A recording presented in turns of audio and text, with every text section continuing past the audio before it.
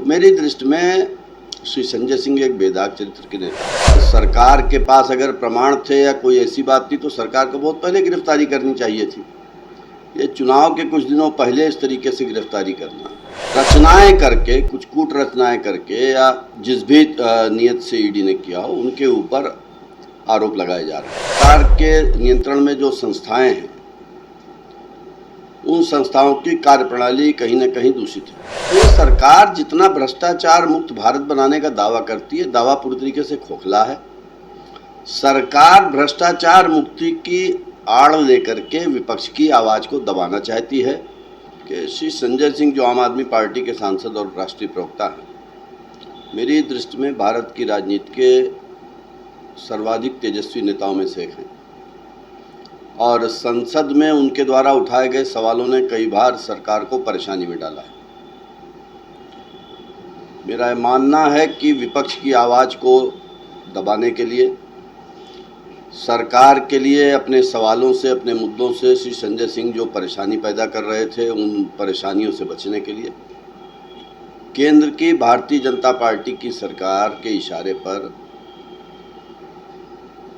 कुछ रचनाएं करके, कुछ कूट रचनाएं करके या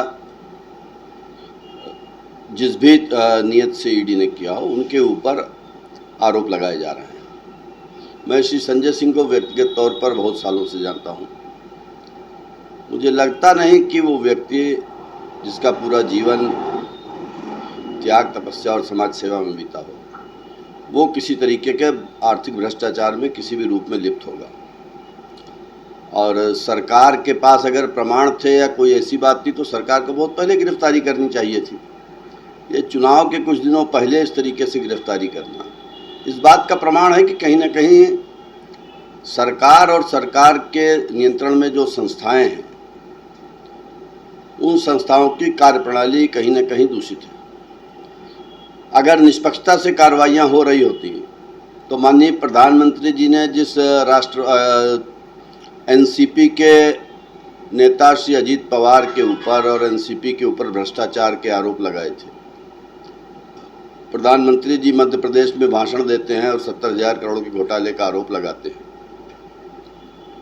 और उसको नेशनलिस्ट करप्ट पार्टी बोलते हैं। उनको 3 दिन बाद बुला करके उप मुख्यमंत्री की शपथ दिला दी जाती है महाराष्ट्र में। तो ये सरकार जितना भ्रष्टाचार मुक्त भारत बनाने का दावा करती है, दावा पूरी तरीके से खोखला है।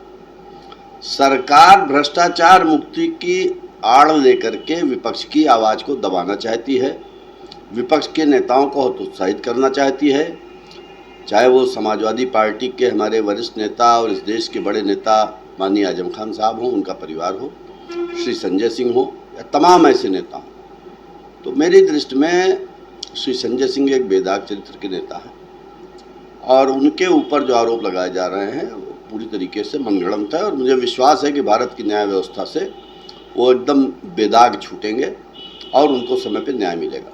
विधायक जी, ये भी कहा जा रहा है, तरह का आरोप लगाया जा रहा है, एक आरोप में भी लगाया ब्लैकमेल करने वाला टिकट नेता है, उस पर क्या कहना चाहेंगे? क्या ब्लैकमेल? क्या ब्लैकमेल कहा जा रहा है? संजय सिंह ब्लैकमेल करता, टिकट बेचता था, उस पर क्या कहना चाहेंगे?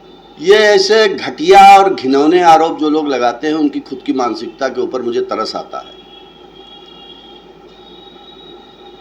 ऐसे लोगों के लिए मैं सिर्फ ईश्वर से प्रार्थना करता हूँ कि ईश्वर उनको सद्बुद्धि दे कि राजनीति में वो मर्यादा और इंसानियत को भूल न जाएं। मैंने कहा कि मैं 20 साल से ज़्यादा लंबे समय से संजय सिंह को जानता हूँ। ऐसे सारे आरोप पूरी तरीके से मनगढ़ंत हैं, बेबुनियाद हैं, शरारतपूर्ण हैं और इनके पीछे भाजपा के ही नेताओं का हाथ है। विधायक जी, चुनाव आते ही ईडी जांच कराई जाती है, मतलब जो रहता है, ऐसा क्यों होता है? मैंने तो पहले ही आपसे कहा कि विपक्ष के नेताओं को जेल में डाल करके विपक्ष के काम की गति को अवरुद्ध करने के लिए, जनता के और जो लोग भाजपा के विरोध में सोचते हैं उनके मनोबल को हतोत्साहित करने के लिए सरकार अपनी संवैधानिक संस्थाओं के माध्यम से इस तरीके के काम कर रही है। और मेरा विश्वास है कि भारत के लोकतंत्र में ये शक्ति है कि कुछ समय के लिए अत्याचार जरूर कर लें लेकिन समय आने पर इस सरकार को भी अपने इस तरीके के घटिया कृत्यों के लिए पछतावा होगा।